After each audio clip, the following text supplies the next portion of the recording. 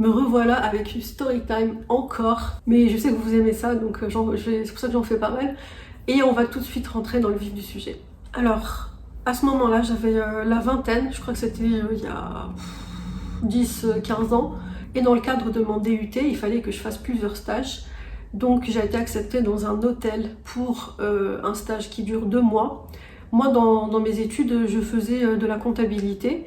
Et enfin tout ce qui est comptabilité, administration, etc. Et dans cet hôtel, justement, j'étais dans le bureau. Hein. C'était pas pour travailler dans l'hôtel, mais pour travailler dans ces services administratifs. Même dans les stagiaires, il y en avait déjà 3. En gros, il y avait du monde, donc j'avais même pas mon propre bureau. À chaque fois, c'était moi et ma chance. Des fois, un bureau était libre, j'y allais. Sinon, je squattais le bureau de quelqu'un d'autre avec une chaise et je travaillais avec cette personne. Enfin, c'était vraiment n'importe quoi. Ils acceptent des stagiaires, mais au final, ils ont pas vraiment ce qu'il faut comme place. Et franchement, par rapport aux missions qu'on me donnait, franchement, je me faisais chier. Enfin, ça m'intéressait pas du tout, surtout le côté administratif. En fait, surtout quand je travaille avec quelqu'un qui me dit quoi faire. En fait, cette façon de recevoir des ordres et tout, je sais pas, j'avais trop du mal. J'aimais pas mes missions et de temps en temps, donc on m'envoyait dans l'hôtel. Enfin, je suis déjà de base, je travaille dans l'hôtel. Il y a dans l'hôtel même un côté administratif, si vous avez compris. Donc je sortais juste de là pour aller voir les chambres. On m'a déjà montré les plus belles suites de cet hôtel. Il est à Paris et les plus belles suites, vous voyez comment c'était. Et à un moment, j'ai même travaillé avec les femmes de ménage, enfin avec leur chef, la chef. Et je devais faire des trucs par rapport à ça. Moi j'aimais bien, en fait moi ce que j'aime dans le travail en général, c'est vraiment quand c'est polyvalent, qu'il y a pas mal de choses à faire. Déjà j'aime quand il y a du travail et j'aime quand c'est polyvalent, il y a plein de trucs à faire. Je déteste quand c'est une seule tâche tout le temps. Enfin j'imagine qu'on est tous comme ça, parce qu'une seule tâche répétitive, on n'est pas des robots et c'est hyper ennuyeux. Donc moi j'aimais bien de temps en temps participer à l'hôtel même, c'est-à-dire être au fond du truc, pas juste dans le côté administratif. Vous l'avez compris. Et un autre jour dans ce stage, je devais cette fois-ci m'occuper de tout ce qui était produit d'entretien de l'hôtel. Donc je crois que c'était dans le cadre, ça remonte à longtemps, donc j'essaie de vous dire ce que je m'en souviens. Mais dans une de mes missions, je devais, je sais plus pourquoi, hein, je devais descendre donc tout en bas pour m'occuper... Ah oui, c'est bon, ça me revient, il fallait que je fasse l'inventaire des produits ménagers. Et c'était dans on va dire en bas, donc dans un sous-sol, je crois. Et il y avait des produits partout. Ça fait vraiment nocif hein, quand il n'y a que des produits d'entretien partout, je veux dire au niveau de la respiration. Et il y a un détail très important, c'est que c'est la façon dont ça a été aménagé. C'est-à-dire on a une grande pièce de tout ça. Et ce qui est vraiment ouf dans ça, c'est la façon dont les étagères ont été faites. C'est-à-dire qu'il y avait des étagères où mettre les produits, mais en même temps, alors j'espère que je saurai vous l'expliquer parce que c'est trop difficile. En gros, il y avait plein de placards faits en... Alors je sais pas si c'est métal ou quelque chose comme ça, mais c'était pas du tout du bois, c'était pas des placards en bois, on va dire que c'était en métal, en fer, ou je ne sais quoi, je suis trop nulle sur ça. Et dès que quelqu'un tirait d'un côté, et ben de l'autre côté, ça s'entassait. Enfin, je sais pas si vous voyez ce que je veux dire. En gros, si on ouvre un côté... on vient d'arriver, on ouvre un côté, en fait ça va écraser tous les autres produits, je sais pas comment vous expliquer, mais en gros, il n'y a pas intérêt à ce qu'il y ait quelqu'un en plein milieu, c'est-à-dire quand tu tires le placard d'un côté, ça écrase l'autre placard avec les autres produits, ça écrase pas les produits, hein, vous l'avez compris, il faut pas être au milieu. Et voilà, donc la façon en fait dont ça a été aménagé, elle est pourrie et elle est dangereuse. Donc, moi, je faisais mon inventaire tranquille comme on me l'a demandé, donc j'étais tout au fond, je faisais le compte, et là, il y a une personne que j'ai envie d'insulter de tous les noms à chaque fois que je me souviens de cette histoire, mais je vais m'abstenir. Cette personne, donc c'est une blonde, voilà, un peu... je sais pas, en fait, je la connais pas du tout, mais c'est une blonde. On s'en fout que ce soit blonde ou pas, mais c'est juste pour vous... comme ça, vous imaginez, vous savez, c'est bien de donner des détails comme ça, on s'imagine la scène. Donc, cette folle, hein, voilà, je vais éviter. Elle a ouvert le truc sans même voir s'il y avait quelqu'un à l'intérieur. Donc elle était en train de tirer l'étagère, en train de la tirer. Pendant que moi, je me faisais étouffer et presque écraser.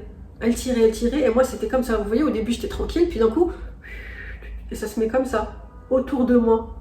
Complètement. Et ça s'arrête pas. Hein. Et là je fais, au début je me disais, oula, qu'est-ce qui se passe? Et après je vois qu'en fait c'est en train de m'écraser, hein, tout simplement. Là, je vois que je suis en danger et je vous assure qu'il n'y a pas une place, il n'y a pas de place quand on tire C'est comme si ils étaient comme ça, donc les étagères, et bam. Et il n'y a personne qui peut se mettre là. Vous voyez, et là, tac, comme ça, c'est ouvert. Et moi, j'étais là en train de compter, faire mon inventaire. Et puis elle l'ouvrait. Et pendant qu'elle ouvrait, bah, ça m'écrasait. Enfin, il y a eu quelque chose comme ça. Hop, il y a plein d'étagères comme ça partout. Donc, je ne saurais pas vous expliquer exactement, mais juste imaginez ça. Donc, moi, je me faisais écraser. Hein. Il n'y avait pas d'espace entre les deux. Je le répète encore une fois. Et là, je vois que je suis en train de me faire écraser. Et là, je dis, au secours, non, non, non. Enfin, franchement, c'était horrible. J'ai commencé à...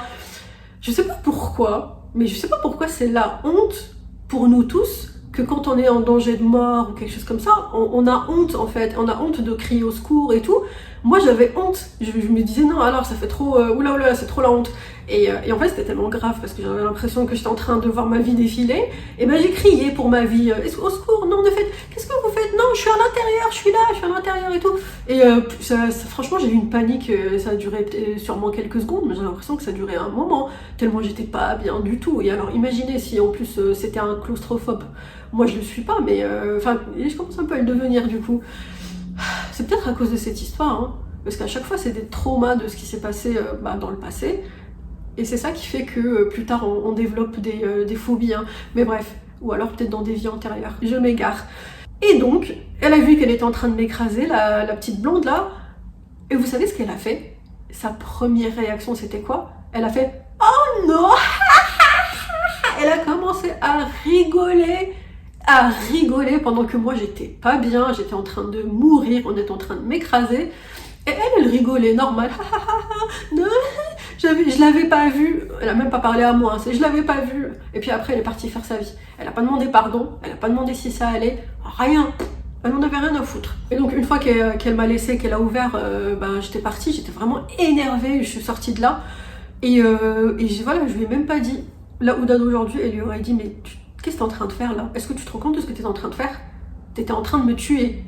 Et en plus après ça tu rigoles.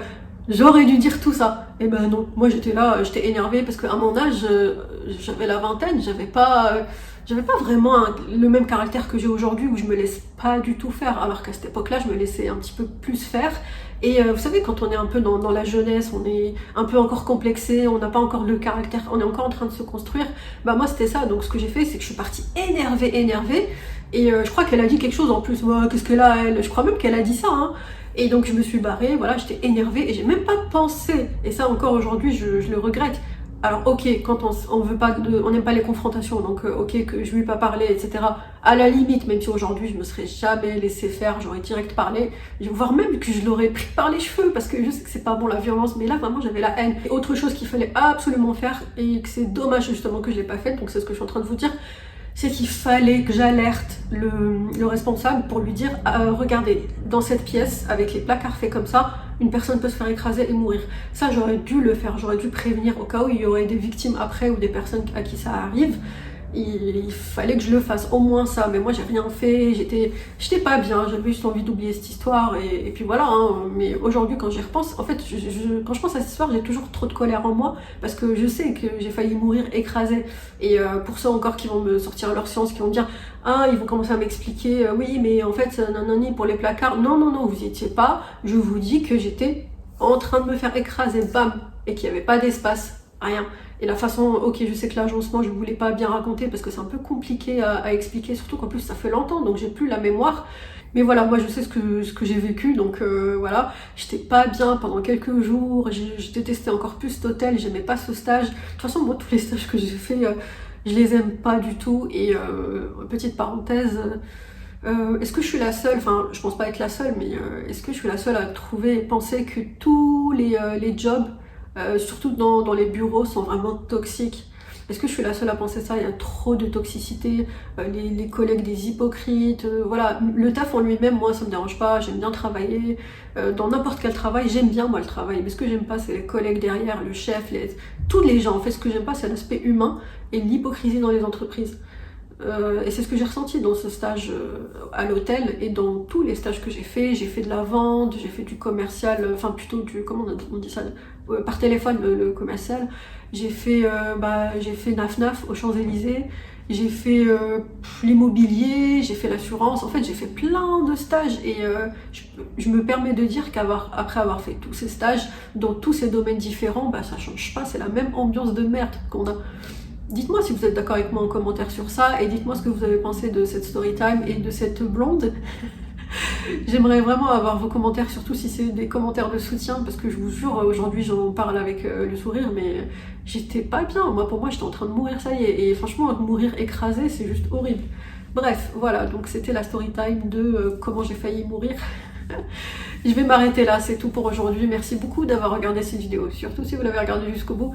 Je vous fais de gros bisous et à bientôt. Et n'hésitez pas à me dire ce que vous souhaitez que je fasse comme vidéo dans les 3 thèmes, hein, donc la société, les sujets de société, l'horreur ou les story time. Dites-moi ce que vous préférez et dites-moi aussi si vous avez des questions en tête pour faire une vidéo dessus. N'hésitez pas en commentaire. Merci encore et je vous fais de gros bisous. Ciao.